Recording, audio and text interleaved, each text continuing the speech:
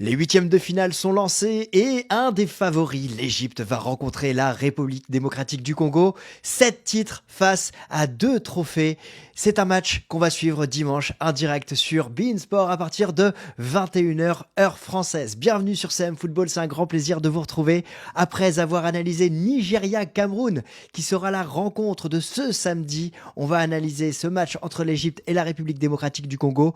On a fait une vidéo générique sur ces premiers tours avec ce Sénégal est-il invincible? N'hésitez pas à aller suivre. On a fait un tour d'horizon des 19 sélections sur 24 avec évidemment les 16 qualifiés pour les huitièmes de finale. On a un programme chargé et on va suivre bien évidemment tout ça sur CM Football. C'est un grand plaisir de vous retrouver, donc n'hésitez pas à vous abonner, d'autant plus qu'on n'avait pas pu parler de l'Égypte avant la compétition. Ça me fait plaisir de parler de cette sélection dans cette vidéo. On va parler de la forme du moment, on va parler de ma composition, on va parler des joueurs que je vais observer particulièrement dans cette rencontre, évidemment mes clés et mon pronostic en fin de vidéo pour cette rencontre qui aura lieu donc à 20h heure locale. Guinée équatoriale et Guinée va ouvrir cette journée de dimanche pour ces huitièmes. Alors, vous pouvez suivre cette vidéo en direct et gratuitement sur Unibet TV avec un compte Unibet que vous avez crédité. Vous avez la possibilité de suivre cette rencontre gratuitement et Unibet vous rembourse jusqu'à 100 € sur votre premier pari s'il est raté. Je vous rappellerai toutes les conditions dans la partie pronostic en fin de vidéo. Si on regarde la forme du moment, eh bien, c'est assez amusant. On a deux équipes qui n'ont pas remporté un match, mais qui n'en ont pas perdu également. On a l'Égypte qui a fait 3 fois le même score, 3 fois 2-2. Et quel mental, parce qu'ils sont revenus à chaque fois, dans chaque rencontre, au score. À chaque fois. Alors, c'est un peu inégal, c'est un peu décevant si on connaît cette sélection égyptienne qui a perdu Mohamed Salah, mais on a l'impression, on va en reparler, que cette équipe s'est délivrée peut-être aussi de Mohamed Salah. Elle s'est qualifiée, mais on espérait plus pour l'Égypte dans ce premier tour. Après un premier tour, ça ne présage en rien de la suite. On se rappelle que l'Égypte avait perdu face au Nigeria lors de la dernière CAN et avait été jusqu'en finale. Alors cette Égypte, elle termine deuxième derrière le Cap-Vert. Surprenant. Cap-Vert, surprenant dans les résultats. On pouvait s'imaginer que le Cap-Vert ferait deuxième dans ce classement, dans cette CAN. Maintenant, cette Égypte, elle a un fort potentiel offensif avec un Mostafa Mohamed en feu, mais une défense poreuse et ça peut compter quand on arrive évidemment dans le tour final. Alors elle a perdu Mohamed Salah qui est le capitaine, qui est le guide de cette sélection sur le papier, sur le terrain. Mais c'est quand même surprenant de le voir partir, de le voir quitter ses coéquipiers, de retourner en Angleterre pour être au chevet des médecins, enfin que les médecins anglais soient à son chevet. Peut-être qu'il voulait faire un câlin à Jürgen Klopp qui vient de quitter la sélection, l'équipe de Liverpool. En tout cas, je suis surpris, déçu. Et c'est pas forcément l'image qu'on attend d'un leader, d'un capitaine, d'un guide, de le voir quitter sa sélection comme ceci. Vous me direz en commentaire quel est votre avis sur le départ de Mohamed Salah. En tout cas, comme je le disais, on a une équipe qui a de l'expérience, sa dernière CAN, alors que Thomas nous rejoint. Thomas, salut. Écoute, Thomas de Chronique Foot. ça va? Ça va et toi? T'arrêtes jamais de bosser toi? Eh non, la 4e vidéo de la journée. On est en train de parler justement de C'est l'Égypte. quoi là? Égypte-Congo. Ouais, Égypte-Congo, et on est en train de justement d'analyser cette équipe d'Égypte qui a de l'expérience dans cette Coupe d'Afrique des Nations. Ça brille jamais l'Égypte, mais c'est rudement efficace. Diablement efficace. Diablement efficace, ouais. Exactement. Clairement. On va voir. Ton prono, toi, avant de...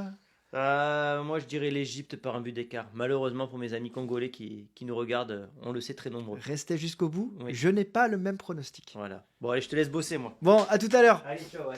Retrouvez-nous sur le vestiaire. Justement, sur le vestiaire, la seule chaîne YouTube 100% duo dédiée à l'actualité du football avec en quotidien. Aujourd'hui, on a parlé... Enfin, hier, pour la vidéo quand elle sortira samedi, on a parlé justement de Jürgen Klopp. Je vous mettrai le lien ici et également dans la description. N'hésitez pas à vous abonner sur le vestiaire. Vous allez prendre du plaisir, j'en suis certain. En tout cas, de l'autre côté, on a une République démocratique du Congo qui, elle aussi, a fait 3 matchs nuls. Alors, le dernier match, c'est toujours particulier parce que on savait que la RDC était quasiment qualifiée. Donc, en général, tu fais tourner. Mais le match qui m'a marqué, c'est le match face au Maroc, évidemment, qu'on avait analysé sur la chaîne. Cette République démocratique du Congo, elle fait 2e dans ce groupe. Pas surprenant, c'est ce que j'avais anticipé. Mais elle m'a marqué, évidemment, par sa solidité, 2, sa propension à mettre en difficulté la défense marocaine et sa capacité à se procurer des occasions sur coup de pied arrêté. On a vu ce Maroc en difficulté. Bakambu aurait dû mieux faire sur le penalty. La République démocratique du Congo qui aurait pu l'emporter en fin de rencontre. Elle m'a surpris, cette équipe du Congo, parce qu'elle a vraiment une colonne vertébrale qui peut faire mal à n'importe quel adversaire. Et en tête, on a vu cette équipe d'Égypte en difficulté face au Mozambique. On l'a vu en difficulté également face au Cap-Vert. Je me dis qu'elle peut poser des problèmes justement à cette équipe d'Égypte, même si l'histoire ne parle pas pour le Congo. On en parlera justement, l'histoire récente évidemment, on en parlera tout à l'heure dans les clés de cette rencontre. En tout cas, cette République démocratique du Congo, elle reste sur 3 dernières CAN où elle est déjà arrivée en 8e de finale, sortie par Madagascar, sortie par le Ghana. Madagascar, c'était en 2019, le Ghana en 2015 et en 2015 justement, donc c'était à une autre époque pour 2019-2017. Voilà. Là, en 2015, elle avait terminé 3e de la compétition remportée par la Côte d'Ivoire.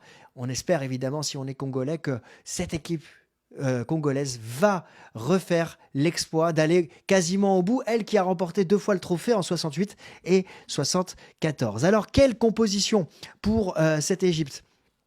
Je m'attends à revoir la tactique employée par Louis Vitoria lors de la dernière rencontre face au Cap-Vert. En l'absence de Mohamed Salah, il faudra composer aussi avec l'absence d'Achour et de El Shanaoui, le gardien. Achour, pour moi, pourrait être remplacé par El Neni pour justement densifier ce milieu de terrain qui sera une des clés de cette rencontre. Ce milieu et cette colonne vertébrale du Congo qui est diablement efficace, en tout cas qui peut poser des problèmes à cette équipe d'Égypte, au Pharaon.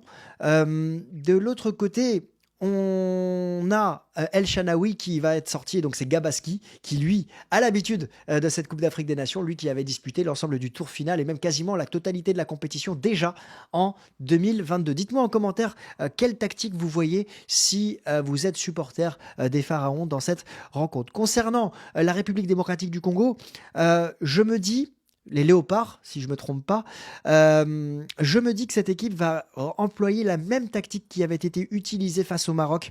Avec ce milieu, vous le voyez, qui est densifié, Wissa sur le côté gauche qui peut apporter justement de la verticalité, et puis Kakuta, Mutusami, Piquel au milieu de terrain qui avait posé des problèmes à Sofiane Amrabat, et puis Chancel Mbemba, évidemment, le rock en défense centrale. Bakambu, qui pour moi devrait retrouver sa place de titulaire. Vous me direz aussi, si vous êtes supporter de la sélection congolaise, quelle tactique vous voyez et comment Sébastien Desabre va-t-il tenter de battre Rui Vitoria dans cette rencontre et aller chercher une place, évidemment, en quart de finale. Alors, les hommes clé de cette rencontre, évidemment, je vais choisir, évidemment pour moi, suiveur de la Ligue 1, supporter de l'Olympique de Marseille, un duel francophone, Mostafa Mohamed, l'attaquant du Football Club de Nantes, qui est auteur déjà de 3 buts, d'un but magnifique face au Cap-Vert, et puis de cette faculté de se retourner très vite sur le premier but qu'il marque face au Mozambique, d'être technique dans son but face au Cap-Vert, d'être opportuniste face au Ghana. On a une équipe ici qui peut compter sur son attaquant qui brille dans cette Coupe d'Afrique des Nations. Il sera à surveiller comme le lait sur le feu. Et évidemment, celui qui sera à ses côtés, celui qui sera collé à ses basques, c'est Chancel Mbemba. Chancel Mbemba, le défenseur central de l'Olympique de Marseille, qui manque tant à l'Olympique de Marseille. On le verra ce soir face à l'AS Monaco. On espère évidemment que Chancel Mbemba ne manquera pas trop à cette rencontre à l'OM, mais Chancel Mbemba sera vraiment pour moi le joueur que j'attends pour contrecarrer les plans de Mostafa Mohamed. Il devra être attentif évidemment défensivement, mais ça pourrait être une clé aussi sur les coups de pied arrêtés, lui qui est diablement efficace offensivement de la tête avec l'OM et avec la République démocratique du Congo. Dites-moi, quels sont les joueurs que vous allez suivre particulièrement dans cette rencontre? En tout cas, on va passer aux clés. Et les clés, pour moi, elles passent évidemment par le discours de Sébastien Desabre qui va disputer ce 8e de finale. Il avait su trouver les mots pour contrecarrer les plans de Walid Regragui. Il méritait la victoire, il méritait mieux d'ailleurs que le résultat obtenu face au Maroc. Quelle va être son attitude, sa force à embarquer, à rassembler et à gérer aussi cette rencontre qui pourrait aller en prolongation. On a dit tout à l'heure, les deux équipes n'ont pas encore remporté la moindre rencontre, elles n'ont pas perdu non plus, donc ça peut faire un bon vieux match nul des familles. Les prolongations seront à gérer et cet effectif, il va falloir le gérer sur la durée dans un match qui sera disputé en soirée, donc dans un temps qui devrait être plus clément. Évidemment, de l'autre côté, on a Rui Vitoria, lui qui capitalisera sur l'expérience de son équipe dans ses phases finales, sur le palmarès aussi de cette Égypte, sur son socle qui a l'habitude justement de disputer le tour final, mais aussi sans Mohamed Salah. On sent les joueurs plus libérés. J'ai l'impression en tout cas qu'ils sont en faculté de pouvoir aller plus loin dans cette compétition. Maintenant, on le sait, c'est une nouvelle compétition qui commence. Et dans ces cas-là, il faut être présent pour, être pragmatique, être efficace. Et là où l'Égypte a ouvert sa défense lors des précédentes rencontres, elle pourrait la verrouiller et ça pourrait être aussi une des clés de cette rencontre. Alors évidemment, dans cette rencontre, si ça va au tir au but, Gabaski sera un élément déterminant.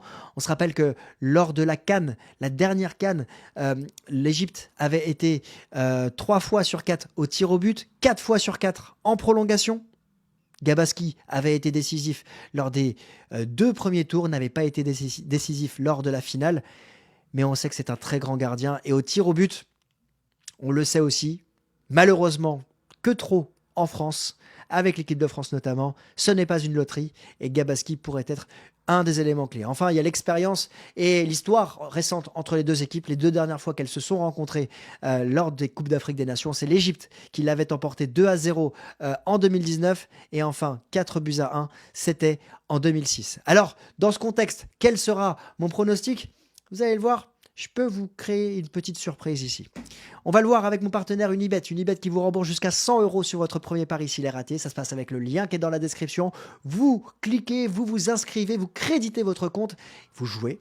Et si vous avez envie de jouer et que vous remportez la mise, vous repartez avec la cote qui est misée. Et si vous vous trompez, eh bien, vous repartez avec la somme que vous avez misée remboursée en free bet et jusqu'à 100 €. Et comme je vous l'ai dit en introduction, eh bien, Unibet TV diffuse gratuitement la rencontre. Alors, si vous avez un compte positif, un compte crédité, eh bien, vous pourrez suivre la rencontre. Alors, n'oubliez pas que jouer comporte des risques et jouer est exclusivement réservé aux personnes majeures. Toujours important de le préciser. Alors, vous le voyez, les cotes, elles sont plutôt serrées. On pouvait s'imaginer que l'Égypte soit vraiment le favori de cette rencontre. C'est pas forcément le cas, il l'est, mais pas en opposition totale avec la République démocratique du Congo. On se parle d'une cote de 2,22 pour l'Égypte, le match nul à 2,88 et la République démocratique du Congo à 3,20.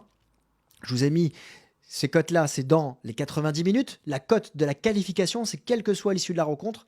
90 minutes, temps réglementaire ou prolongation. 1,60 pour l'Égypte, 2,02 pour la République démocratique du Congo.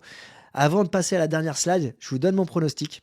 Moi, je pense que c'est un match qui va aller au tir au but. Donc, je jouerai le match nul à 2,88. Ce serait déjà une belle surprise par rapport à ce qu'on peut imaginer des deux équipes. Mais quand on a vu le début de la compétition, ça ne me surprendrait pas de voir la République démocratique du Congo aller chercher la prolongation.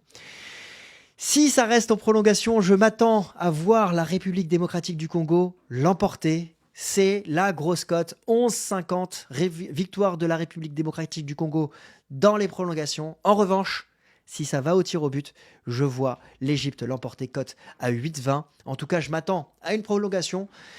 Dites-moi en commentaire quel est votre pronostic. Je vais être curieux évidemment de suivre votre analyse en commentaire.